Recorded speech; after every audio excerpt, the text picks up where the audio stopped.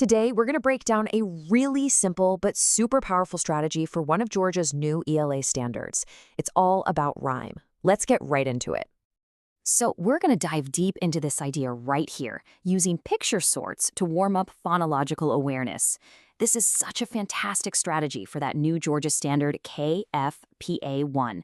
It's all about helping our youngest learners learn to hear the sounds and words way before they ever have to read them. Here's our game plan. First, we'll hit the why the strategy works so well. Then we'll get our super simple materials together. I'll walk you through the teaching models step by step. Then we'll talk about how you know if your students are actually getting it, and we'll wrap it all up with some key takeaways. Okay, first things first, let's connect this strategy directly to the standard, because let's be real, when we understand the why, the how just clicks into place, right? The Georgia standards are really clear on this. It's not enough for a student to just hear a rhyme. They have to be able to identify it and then produce one themselves. And check out this key phrase right here, spoken language. This is all about sound, not about seeing letters on a page. And that's the magic right there. No print required. What this means is we're focusing purely on phonological awareness, that ability to hear and just play with sounds in our language, completely separate from the alphabet. And that's exactly why picture sorts are the perfect tool for the job. All right, let's talk about materials, and don't you worry, I promise, this is the easiest part.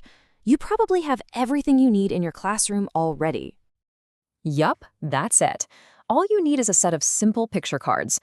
We're talking really common one-syllable words that kids can recognize and say in a snap.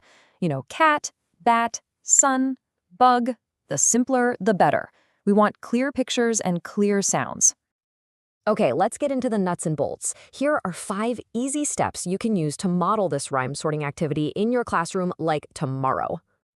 We'll walk through these 5 key steps. First, we'll introduce our target word. Then, we'll model the sort. Next, we'll sort the pictures using a think aloud, confirm our choices, and finally, let the students practice. It's that classic I do, we do, you do model that we all know and love. Step 1. It's super simple, but honestly, it's so important. You just hold up your target picture. Let's use cat for our example. You say, this is a cat. Everyone say cat. Getting them to say the word out loud really locks in that sound they're going to be listening for. Okay, for step 2, you're going to model the sort by setting up 2 really clear categories. You could use buckets, hula hoops, even just different spots on the rug. Just label them rhymes with cat and doesn't rhyme with cat. This makes the goal of the whole activity super visual and easy for them to grasp. Now for the most important part, the think aloud. You pick up a new card, maybe one with a bat. You say both words out loud, kind of stretching out the end. Cat, bat. Then you model your thinking. Do they sound the same at the end? Cat, bat. Yes, they both have that at sound. And boom, you place it in the rhyming pile. Then do it again with a word that doesn't rhyme, like sun. Cat, sun. Nope, those endings don't match. Step 4 is all about confirming the choice. Every single time you place a card, you say why it goes there. Bat rhymes with cat because they both end in at. Or sun does not rhyme with cat because their endings sound different. This constant repetition is what really makes the concept stick.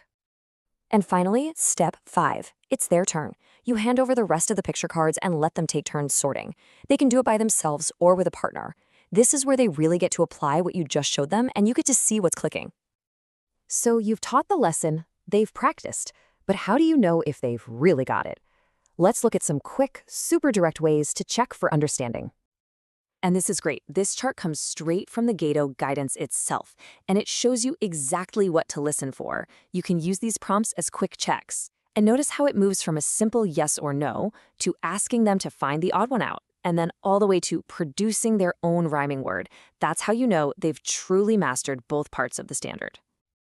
All right, to wrap things up, let's go over a few final tips that'll make this strategy even more engaging and effective in your classroom. So just keep these 4 things in your back pocket. 1, remember to keep it oral. It's all about the sound. 2, keep those picture cards simple and uncluttered.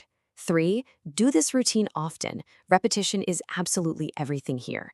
And 4, don't be afraid to add some hand motions. A little clap or a thumbs up for rhyming words. It makes it fun and keeps them hooked.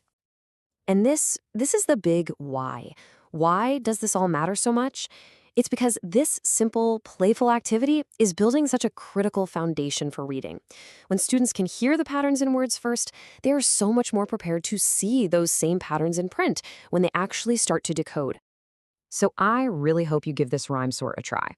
It is the perfect 5-minute warm-up for a morning meeting or a really focused activity in your small groups. It's fast, it's fun, and it is perfectly aligned to this foundational kindergarten standard. So, I'll leave you with this question. What other simple words could you use to practice rhyming with your students? Thinking about the vocabulary you already use in your own classroom can make this activity even more powerful. Thanks so much for tuning in.